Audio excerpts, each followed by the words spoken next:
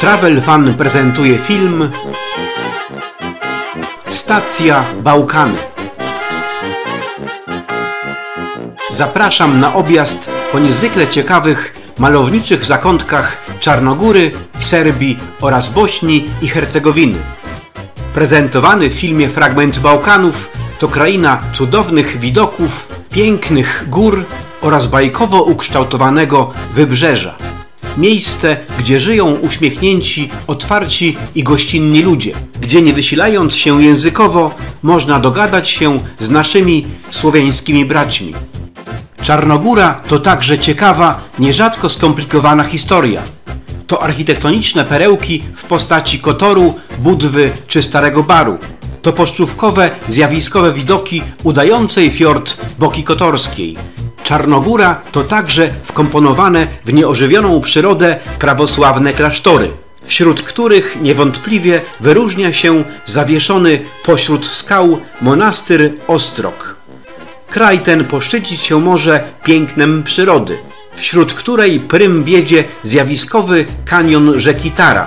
Tutejsze parki narodowe Biogradzka Gora oraz Durmitor obfitują w bajkowe krajobrazy, piękno przyrody oraz wspaniałe górskie jeziora. Stacja Bałkany to obowiązkowe must see, które musi osobiście poczuć na własnej skórze każdy miłośnik przygody i podróży. Kto nie był w Czarnogórze, ten nie poczuł prawdziwego ducha Bałkanów. Zapraszam zatem na Stację Bałkany. Ruszamy na objazd.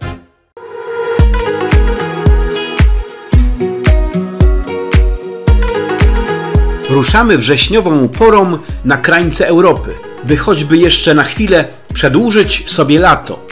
Lot z Poznania do Podgoricy trwa niecałe godzinę 45 minut. To najkrótszy lot, w jakim dotychczas uczestniczyłem.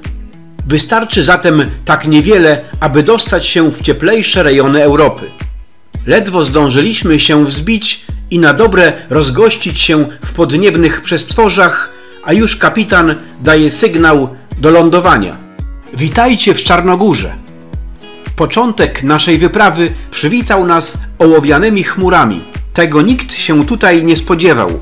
Pamiętająca swym wyglądem czasy Jugosławii stacja w miejscowości Bar to etap początkowy naszej bałkańskiej podróży. W oczekiwaniu na pociąg przyglądamy się wiekowemu parowozowi o nazwie Sutorman z 1910 roku. Właśnie nadjechał oczekiwany przez nas skład, którym zabierzemy się w trwającą 3 godziny podróż do miejscowości Kolaszin. Zarówno w Serbii, jak i Czarnogórze skład nazywany jest koleją snów, choć sam pociąg pamięta jeszcze czasy Jugosławii i zdecydowanie nie należy do klasy premium, jego przedziały są czyste i całkiem wygodne. Choć widoki za oknem wydają się piękne, nie zachwyca panująca na zewnątrz aura. Górski odcinek trasy przebiegający przez Dolinę Zety jest ponoć najbardziej malowniczym fragmentem przejazdu z Baru do Belgradu.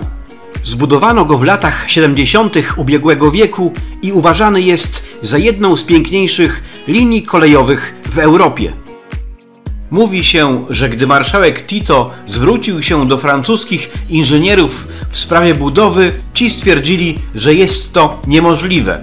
To, co okazało się dla nich nierealne, zrealizowali jugosłowiańscy kolejnicy. Linia ta jest majstersztykiem i cudem inżynierii technicznej. Jej droga wiedzie przez 254 tunele oraz 438 mostów i wiaduktów. W tak niespotykanych okolicznościach przyrody docieramy do miejscowości Kolaszin. Jest to znany w Czarnogórze ośrodek narciarski.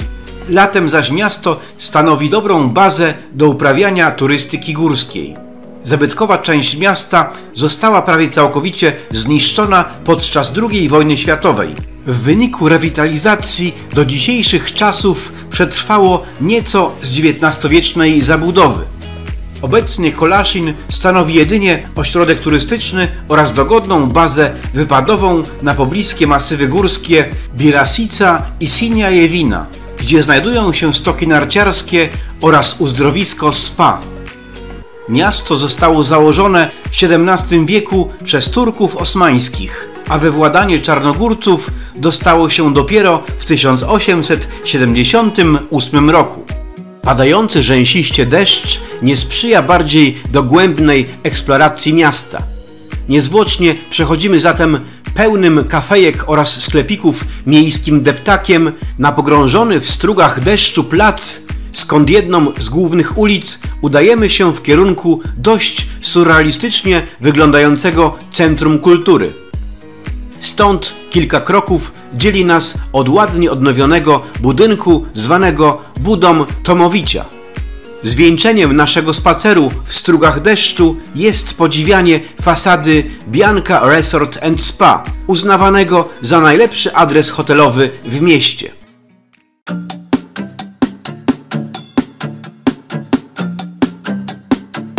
Jesteśmy w Serbii. Szarobure niebo coraz bardziej okazuje nam łaskę, ukazując prześwity z błękitem, przez który stara się wyjść słońce. W takich oto warunkach pogodowych wybieramy się na krótki trekking malowniczą ścieżką ulokowaną gdzieś pomiędzy górami Zlatibor i Zlatar.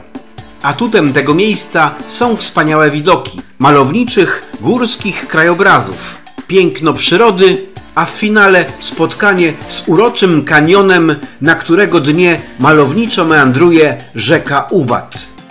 Kanion powstawał przez tysiące lat, gdy wody wspomnianej rzeki drążyły skały. Proces ten był dość skuteczny, bowiem niektóre brzegi mają ponad 300 metrów wysokości. Pod koniec lat 70. XX wieku niedaleko stąd wzniesiono tamę, dzięki czemu poziom wody się podniósł, tworząc przy okazji tak zjawiskowe widoki. Z drewnianego tarasu widokowego Molitwa podziwiać można jeden z piękniejszych fragmentów kanionu, gdzie rzeka swym kształtem przypomina jakby wijącego się węża. Kanion jest także ważnym siedliskiem ptaków. Żyje tu duża populacja sępa płowego, którego tym razem, jak na złość, nie udało się spotkać ani jednego. Ukryte w skałach ogromne ptaszyska zdały się oczekiwać na kominy ciepłego powietrza. Na osłodę pozostało nam podziwianie widoków stogów siana oraz drewnianych góralskich chat, wpisujących się w piękny górski krajobraz.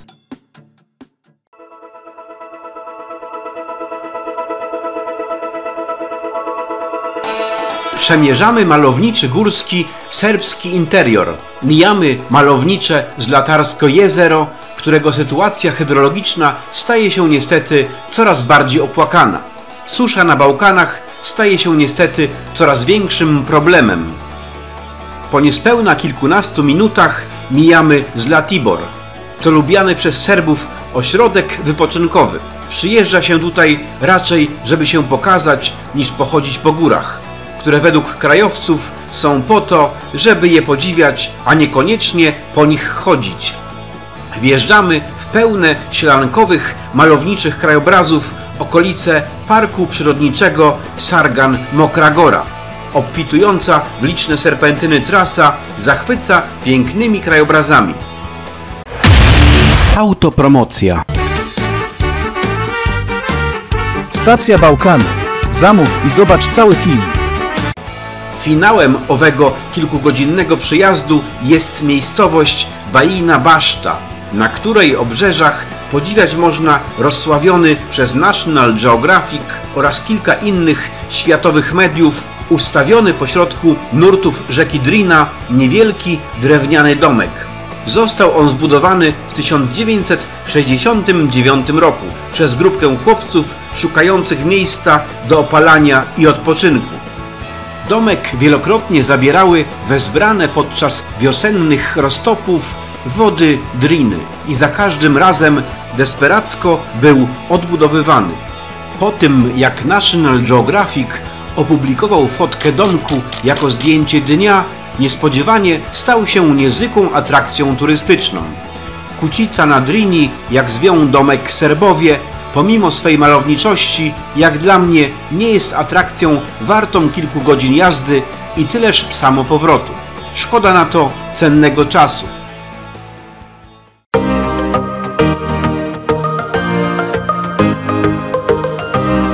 Deszcz nas sobie ukochał także w Bośni i Hercegowinie.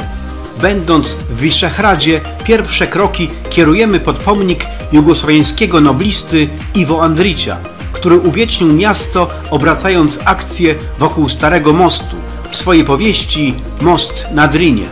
Most został zbudowany w XVI wieku na rozkaz wielkiego wezyra Mehmeda Paszy Sokolowicza. Jego projektantem był turecki architekt Sinan, ten sam, który wybudował nie mniej słynny most w Mostarze. Przeprawa liczy 179,5 metra długości i składa się z 11 łuków łączących przęsła o długości od 11 do 15 metrów. 3 spośród nich zostały zniszczone podczas I wojny światowej, a 5 podczas II. Most wzbudza podziw swą monumentalną architekturą. Między innymi dlatego w 2007 roku znalazł się na liście Światowego Dziedzictwa UNESCO. Podczas spaceru po moście można podziwiać z niego przepiękne widoki na miasto oraz płynącą w malowniczej dolinie rzekę Drinę. Ciekawą opcją jest też podziwianie mostu, wybierając się w półgodzinny rejs po rzece. Widok kamiennych przęseł z perspektywy Driny pozwala zobaczyć kunszt jego wykonania przez dawnych budowniczych. Licząca 346 km rzeka Drina jest dopływem wpadającej do Dunaju Sawy. Warto wspomnieć, że Drina stanowiła niegdyś naturalną granicę pomiędzy wschodnim a zachodnim Cesarstwem Rzymskim. Oddzielała również terytorium katolickie od prawosławnego, będąc w swojej historii także częścią świata muzułmańskiego. Coraz bardziej dające o sobie znać intensywne opady deszczu sprawiły, że rejs kontynuowaliśmy przy założonych zasłonach, uniemożliwiających rejestrację obrazu. W strugach deszczu wybieramy się na rekonesans miasta. Podczas spaceru mijamy pomnik Mehmeda Paszy Sokolowicza oraz będący dla niego tłem mural poświęcony Ivo Andrićowi. Sam Wiszehrad, rodzinne miasto noblisty, przyciąga fanów jego literatury. Między innymi z tego powodu jeden z najbardziej utalentowanych i oryginalnych europejskich twórców filmowych dwóch ostatnich dekad XX wieku, Emir Kusturica, wybudował tam Kamengrad, zwany też Andrićgradem. Na cyplu utworzonym między Driną a wpadającą do niej rzeką Żaw, pośród brukowanych uliczek ulokowały się oddające ducha Bałkanów, udające starówkę kamieniczki. Na terenie otoczonego murami Andrićgradu znaleźć można restauracje i kawiarnie. Działa tam też kino oraz kilka sklepów. W centralnej części dzielnicy wznosi się pomnik Ivo Andrića. Na końcu cypla odwiedzić można cerkiew dedykowaną serbskiemu księciu Lazarowi. Zwany też carem, najpotężniejszy tamtejszy możnowładca Lazar Hrebeljanowicz był fundatorem wielu monasterów i cerkwi. Jednym z elementów zakorzenionego w kulturze serbskiej mitu jest obraz przymierza zawartego z księciem przez Boga. W noc poprzedzającą bitwę na Kosowym Polu Lazara odwiedził anioł, który przedstawił mu możliwość wyboru pomiędzy Wielkim Królestwem na ziemi a Królestwem Niebieskim. Władca wybrał niebo, co spowodowało upadek jego ziemskiego władania i śmierć w bitwie na Kosowym Polu. Schodząc z prowadzącego z cypla mostu, przyglądamy się budynkom przyległym do leniwie płynącej rzeki Żaw. Miejska zabudowa centrum składa się głównie z domów wybudowanych na początku XX wieku z wyraźnymi elementami architektury orientalnej. Podczas naszej deszczowej wizyty Wiszehrad wydał się nam miejscem cichym, spokojnym, nadal niezadeptanym przez masową turystykę. Oby tak było jak najdłużej.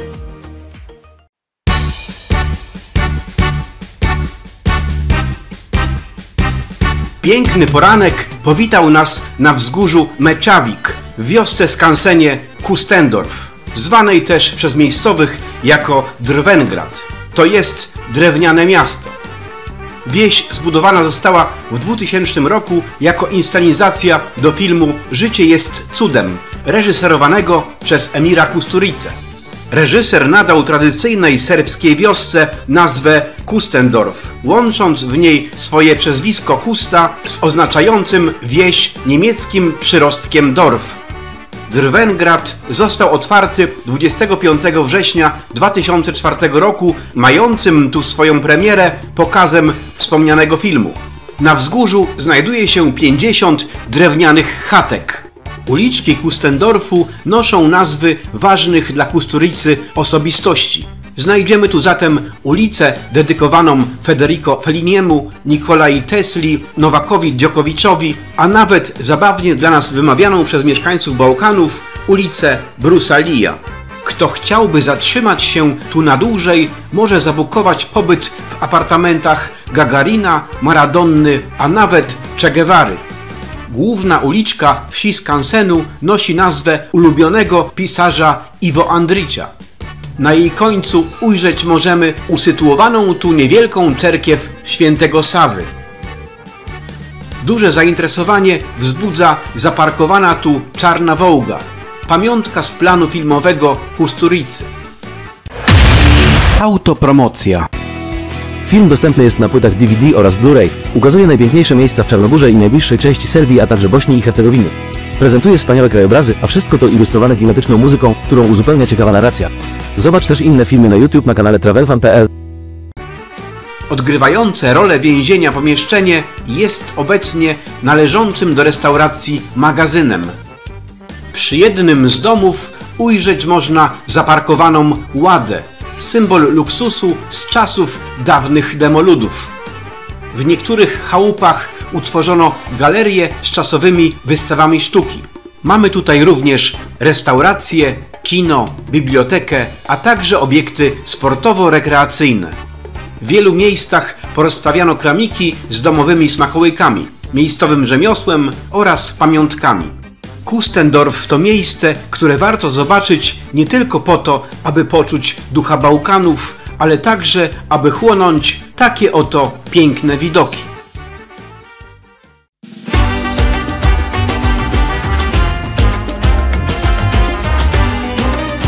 Miejscowość Mokra Gora przywitała nas równie ciekawymi elementami scenografii związanej w tym wypadku z kolejnictwem. Mijając poruszającą się po szynach czarną limuzynę, docieramy do ulokowanej w podziemnym przejściu wystawie pokazującej historię kolejnictwa na Bałkanach. Osobiście najbardziej zaciekawiła mnie dość osobliwa, dawna automatyczna kasa biletowa. Mamy kasownik, patrzcie, o. Czekaj, bo ja nie widać całego. Poczekaj. O. Jedziemy do Korizena, o. Cyk, ustawione. Co? Nie działa, ale... Jeszcze pokrętło jest, trzeba tu przekręcić. Nie, tam obok. A. O, i teraz już działa. Widzicie? Piękna sprawa. Tak. Stacja Mokra Gora to mieszczący się w budynkach stacyjnych po części Muzeum Kolejnictwa, klimatyczny hotel, a także restauracja serwująca lokalne specjały. Podczas pobytu w tymże miejscu można obejrzeć stojące tu składy serbskiej kolei wąskotorowej. Stojące na torach odremontowane składy zachęcają do osobistego zwiedzania. W trakcie zapoznania się z wyglądem poszczególnych wagonów możemy podziwiać serbski wars, czy też jednoprzedziałową drugą klasę, gdzie jeden z wagonów wyposażony jest w dogrzewającą go kozę. Widzimy też klasę trzecią z rozstawionymi na długość wagonu ławami oraz poręczami do trzymania się podczas jazdy na stojąco. Do wglądu mamy też wieloprzedziałowy wagon z ustawionymi naprzeciw siebie drewnianymi siedziskami. Powszechną uwagę zwraca ustawione w pobliżu peronu starodawne auto, rozwożące niegdyś piwo. W zabytkowych budynkach kolejowych znaleźć można klimatyczny nocleg. Konaciszcze Osmica może nie powala nie wiadomo jakim standardem, ma za to niepowtarzalny klimat. czegoś, na co patrzy się z rozrzewnieniem, czy też sentymentem, powracając myślami do czasów nie tak jeszcze odległych, ale jakby już z innej epoki. W miarę możliwości polecam zatrzymać się w tym miejscu, nacieszyć się jego urokiem, podziwiać niesamowitą bałkańską architekturę, cudownie komponującą się z pięknem górskiego otoczenia.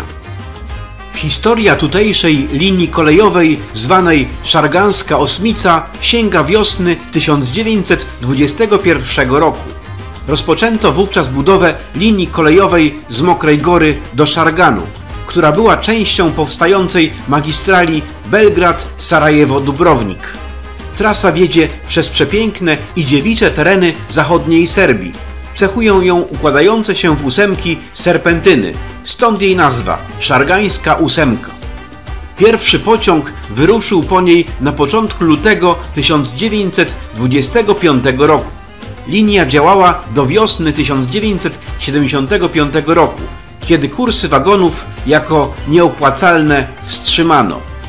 Wznowiono je latem 1999 roku, a 4 lata później odbudowano odcinek na przełęczy Szargańskiej, czyniąc z wyremontowanej linii jedną z największych atrakcji turystycznych Serbii.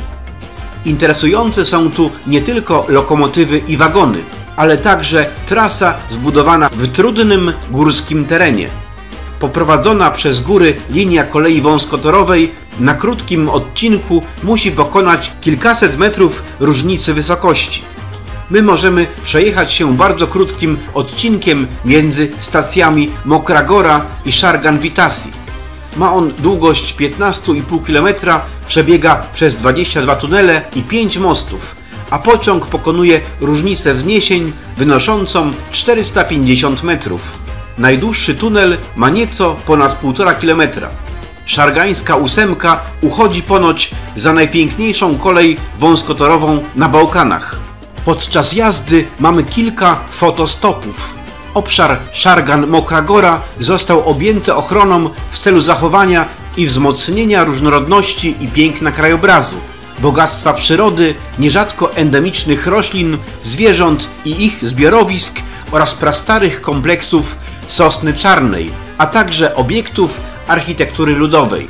Kto oglądał film Emira Kusturicy Żywot je cudo, ucieszy się z możliwości przejazdu pociągiem, który w nim pokazano. My tymczasem ruszamy w drogę powrotną.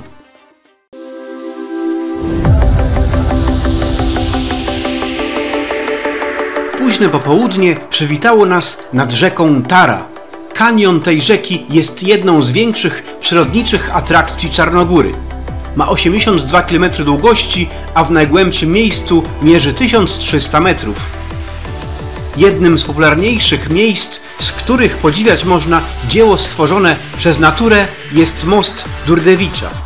Ma 365 metrów długości, 170 metrów wysokości i opiera się na 5 przęsłach, z których każde ma rozpiętość około 116 metrów. Most zaprojektował niejaki Milad Trojanowicz. Budowę rozpoczęto w 1938 roku i trwała 2 lata. W tym czasie był najwyższym takim mostem w Europie. Rzeka Tara ma swój początek w górach Komowi, które znajdują się na wschodzie Czarnogóry. Następnie płynie przez około 140 km przez kraj aż do granicy z Bośnią i Hercegowiną, gdzie łączy się z rzeką Piwą. Razem tworzą rzekę Drinę, która płynie dalej na północ, wpływając do Sawy, a ta w Belgradzie wpada do Dunaju. Z racji swoich wspaniałych walorów naturalnych utworzony przez Tarę kanion został wpisany na listę Światowego Dziedzictwa Kulturalnego i Przyrodniczego UNESCO. Widok imponującego kanionu to absolutne czarnogórskie must see, które będąc w Montenegro koniecznie należy zobaczyć. A przy odrobinie spostrzegawczości czekać będzie na Was dodatkowa nagroda. Mamy tutaj ładnie taki słup podróżników.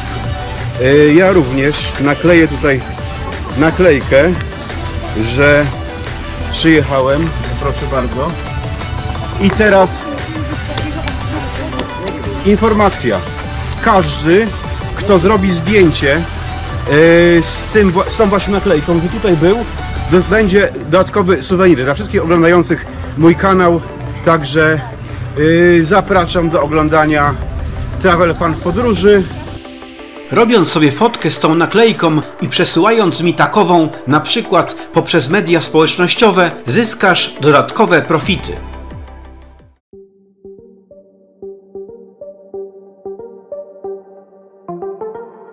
Znajdujemy się na jednym z punktów widokowych w masywie Lowczyn, z przepięknym panoramicznym spojrzeniem na Zatokę Kotorską.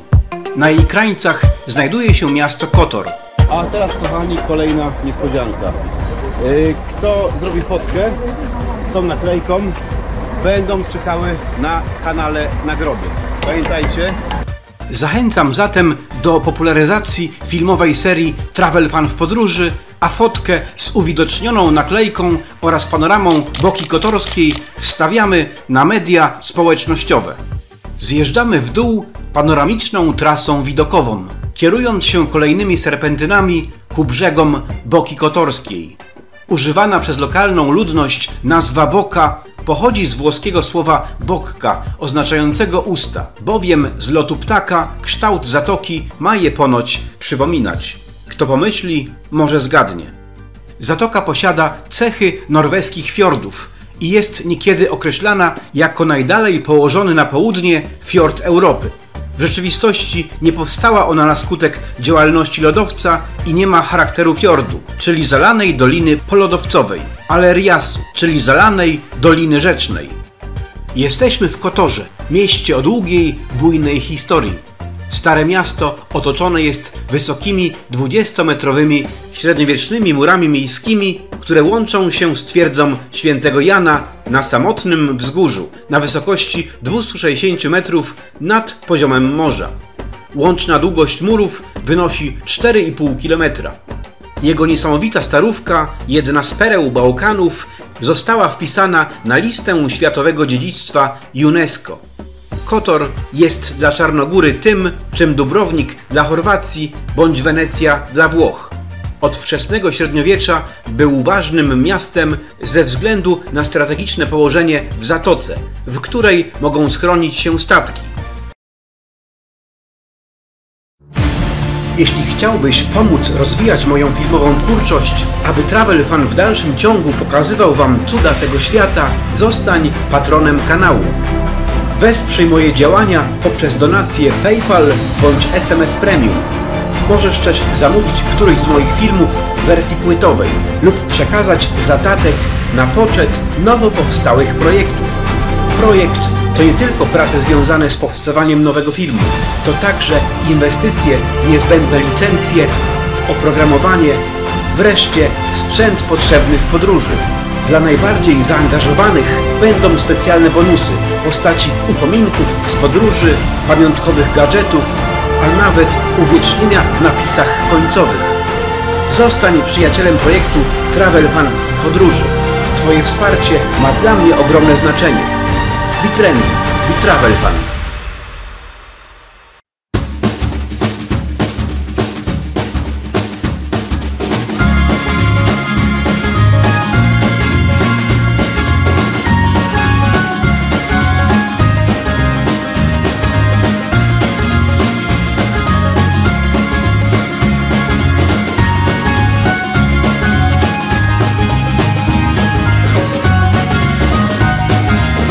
Travel Fan, istražite svet, upoznajte ljude.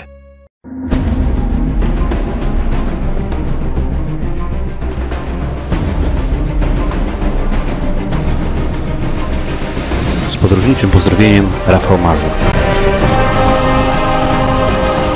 All rights reserved by Travel Fan.